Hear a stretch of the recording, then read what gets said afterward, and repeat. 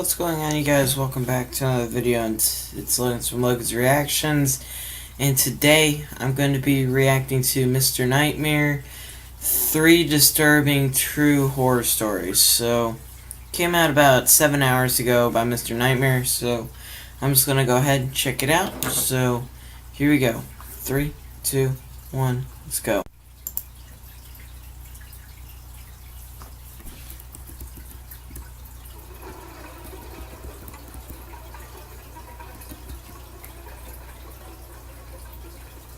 Whoa. My friend Brian and I used to be big on urban exploration, especially in the dark. About a half-hour drive away from our houses is an old hospital/asylum that's been abandoned for decades. It hasn't been torn down because it's in a really secluded location and it would just cost too much money. Brian and I wanted to bring a Ouija board along with us and explore it one Thursday night. Pulling into the unlit parking lot and seeing the massive structure standing tall in the night, even we were having second thoughts. Gangs were known to hide out in this building, or at least that's been rumored. Surprisingly, there didn't seem to be any security patrolling the perimeter, so the process of getting in was pretty easy. We found a broken window that seemed to have been made into a common entryway by other urban explorers and delinquents. Brian and I have a lot of experience exploring abandoned structures at night, and admittedly, even we were creeped out by this building. We made our way to the highest floor and did a little exploring up there. There were so many holes in the floor that our confidence in the structure holding our weight was low. The floors were creaky and soft in certain spots, and there were rooms that led into dark nothingness. Every time I'd shine my light down into one of them, I'd have the haunting thought of someone or something being inside one of them. We found a good spot to set up the Ouija board and candles. Yeah, we went all out with this. When the candles were lit, Ryan and I placed our hands on the planchette and began our attempt at communicating with some kind of spirits. We weren't really the type to joke around with it, so we weren't pushing it around ourselves just to mess with each other. However, the planchette didn't move the whole time. Maybe that was because our Ouija board session was interrupted when we heard a creaking noise coming from inside one of the dark open rooms nearby. It wasn't just a fluke noise. It was a steady, consistent creaking, once every 1 or 2 seconds. Hell no. I'm already saying that on the first one. And he whispered to me to go shine the light inside of the room. I whispered he's got to be crazy. What if gang members were in there? Brian whispered, forget it, I'll do it. I whispered no, but he either ignored me or didn't hear me. He tiptoed over to the doorway, which was pointless given that he'd be shining a light into the room. However, he never even turned that light on, because before he could, a distinct, quiet, short yet sharp laughing or cackling could be heard coming from inside the room.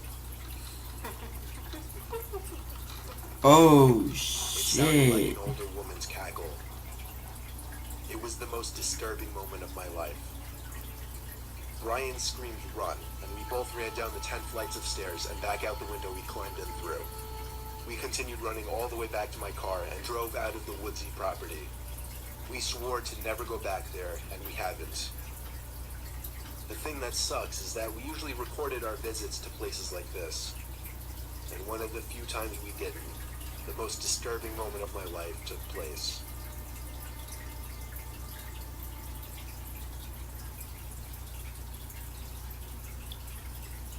Holy shit. It happened one night when my parents and I were hearing noises coming from outside of our farmhouse. The best way I could describe the noises were various types of cracking and thud sounds. That's why you gotta be careful when you go urban exploring, like... We were positive that there must have been people out there stealing our produce. My dad ran to his gun closet and drew his shotgun, and together we stormed outside into the night, turning on all the lights mounted on the outside walls of the house. My dad apparently saw somebody because he started yelling stop as he ran to the crops. I followed him, and I too started to spot legs running underneath the crops. The legs of 2 or more people. My dad called at me to keep up with him as he chased down the thieves in the dark, approaching the woods. After running about 50 feet into the woods, My dad stopped and reached out his arm to signal for me to stop as well. As I was choking for air while out of breath, I watched my dad as he stood in place, looking around us. I swear we were standing still for like 30 seconds in silence. I didn't have the energy to ask what he was doing, but eventually I caught on. I saw what my dad was looking at. There was a person standing about 10 feet away from us, but all I could see was his face, since he was mostly covered by a bush. The sound of an October leaf crunching nearby revealed there to be another person standing only 10 feet away. As my dad and I looked around more carefully, we realized there were more than just two guys watching us. There were 7 or 8 or 9 or even more. Hell Looked no. back at me, and then back at the person closest to him. What made the scene so much more disturbing, we could only see the people's faces, which were partially illuminated by the moonlight. My dad took a few steps back and broke the silence by saying, "We're leaving." We both started walking backwards, noticing the people were inching closer at the same time. My dad waved the shotgun around to let them all know he was armed. When we made it past the tree line and back onto the property, we sprinted back to the house. I'd never seen my old man run so fast in his life.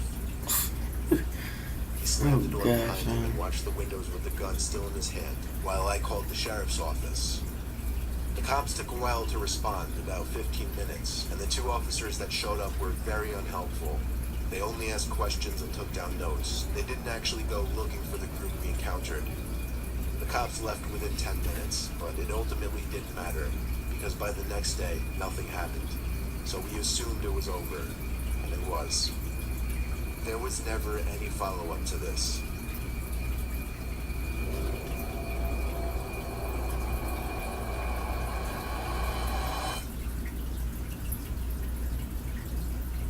A friend and I were on a road trip from South Carolina to Jersey, where we'd be meeting with a bunch of friends. We left late in the day to avoid traffic.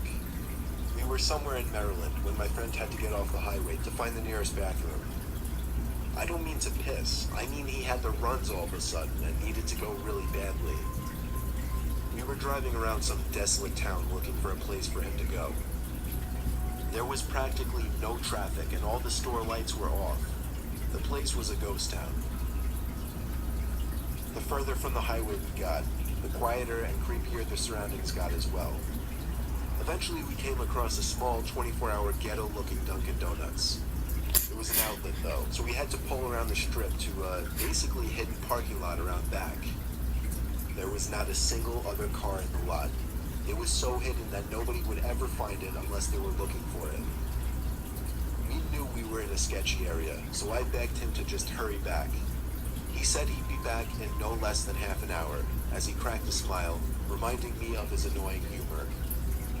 He ran off around the building as I sat in the car, windows rolled up and doors locked. A pretty bad motion sickness was still wearing off, so I figured it wouldn't hurt to step outside for half a minute just to get some fresh air. As I stood outside in that lot, I was constantly examining my surroundings. It took me a while to take notice to somebody standing all the way down at the far side of the parking lot. Now it was dark, but I could still tell they were facing the direction of the car. In direct response to that, I got back in the car and locked the door once again. I guess that was a bad move, because the person at the end of the lot started slowly yet menacingly approaching the car. Maybe whoever that person was saw my reaction as cowardice, and therefore saw me as an easy target. Either way, I texted my friend to come back right away since he had the keys and explained why. The person was getting closer, slowly but surely. I desperately stared at the screen, awaiting my friend's response, just like a guy awaiting a response from his crush. By the time my friend answered the text, he said, "Wait, for real?" I replied saying 2 seconds. He answered back with, "Shit, laughing my ass off. Alright, be right out." I texted back, "This is serious, dude." The person was a couple hundred feet away at this point. He was so close that I was about to get out of the car and run. My friend came running around the building just in time. He spotted the guy right away and hopped in the car. We took off with only seconds to spare. We stopped a couple blocks down the road to catch our breath and discuss. My heart was still racing and I was still in panic mode. Meanwhile, my friends started to find it more and more hilarious. Eventually, far enough into the ride, I was able to laugh about it. But still, it was scary and still is scary to think about what would have happened if that person made it to the car. Maybe nothing. Maybe he just wanted change. Or maybe a lot worse.